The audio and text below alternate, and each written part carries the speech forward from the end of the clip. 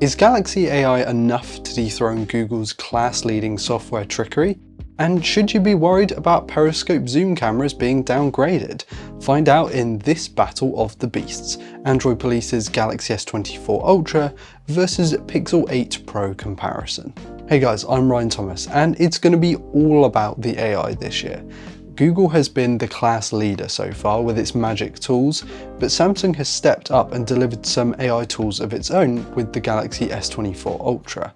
Galaxy AI can do similar things to Google's Magic Editor, though it does have its own on-the-fly translation tool, voice note transcription, and circle to search, whereas Google's stuff seems to be primarily focused on the camera for now, with Video Boost and Audio Eraser.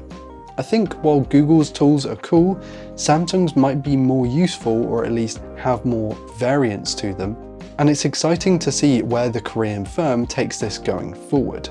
In fact, Samsung has matched Google on its software update promise, 7 years for the S24 Ultra and 7 years for the Google Pixel 8 Pro.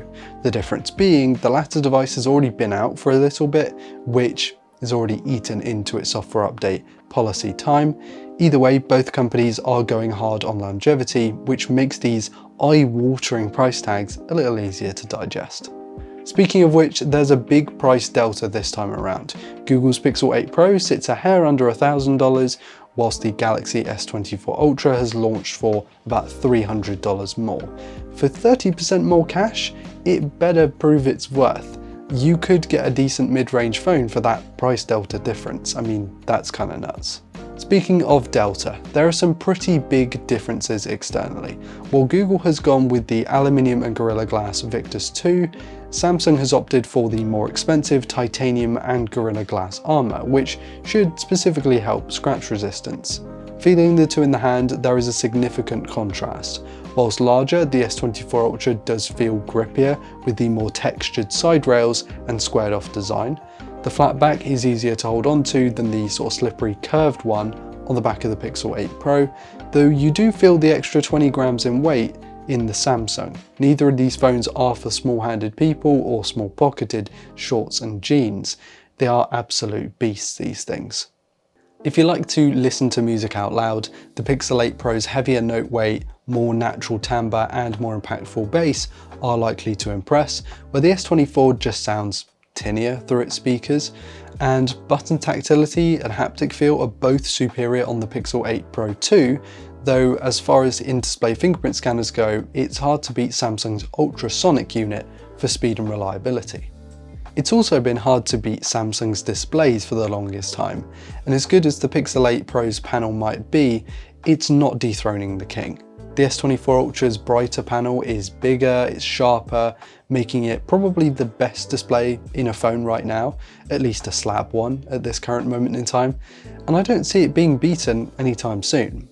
Don't get me wrong, both screens are big, beautiful, sharp, they're great for gaming and watching YouTube videos and other content, but the Samsung's display is just objectively better. Is it worth the extra spend? I'm not too sure about that. At least not until we get into performance, where the Pixel 8 Pro gets absolutely bodied by the S24 Ultra. The latter's Snapdragon 8 Gen 3 is more capable outside of games, with the UFS 4.0 storage helping the phone just feel snappier and more responsive, but it is in those heavier games that really separates the men from the boys here, and there's just plain more performance with the S24 Ultra.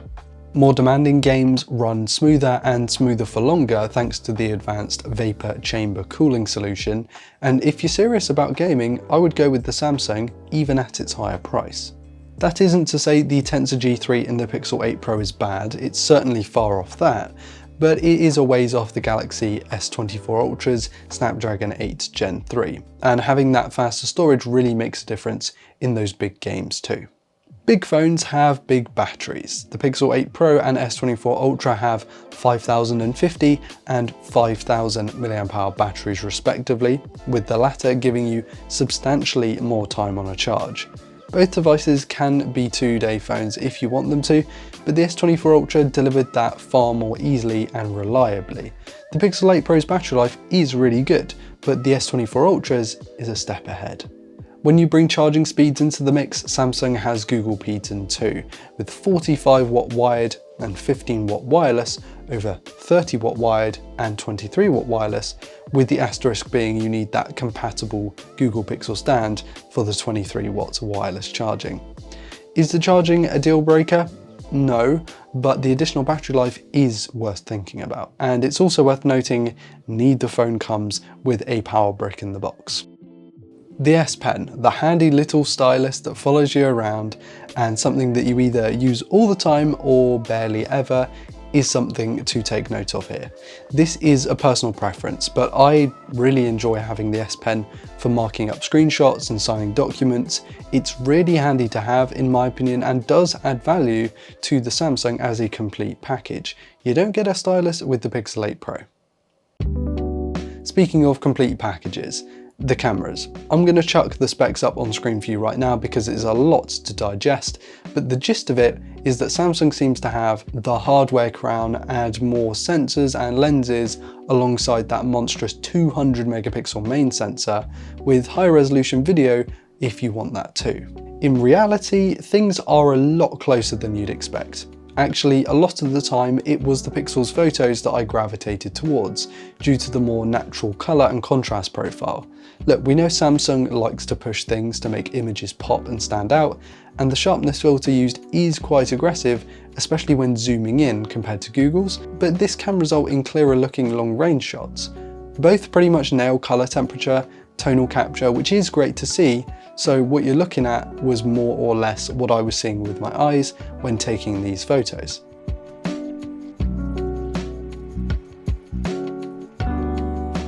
Video capture is a very similar matter. The Ultra HD 60 FPS video looks great from both. I think the Pixel 8 Pro deals with exposure transition a little more smoothly, but both are very technically impressive.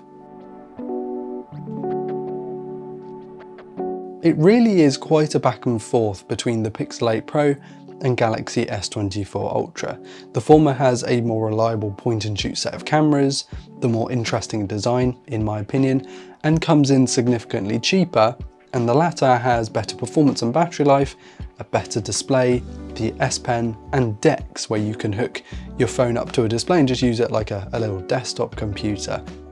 Though the S24 Ultra does take the crown this time around and is the new best phone you can buy, I'm not sure it's really worth it for most people to pony up the extra $300 for the S24 Ultra over the Pixel 8 Pro.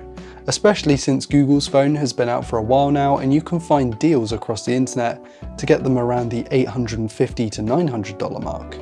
If you want my pick, I'm taking the Pixel and putting $300 into savings for a rainy day. But I want to hear what you have to think about this in the comments on this one.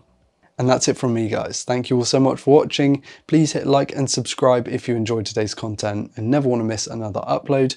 I've been Ryan Thomas with Android Police and I'll catch you later. Cheers.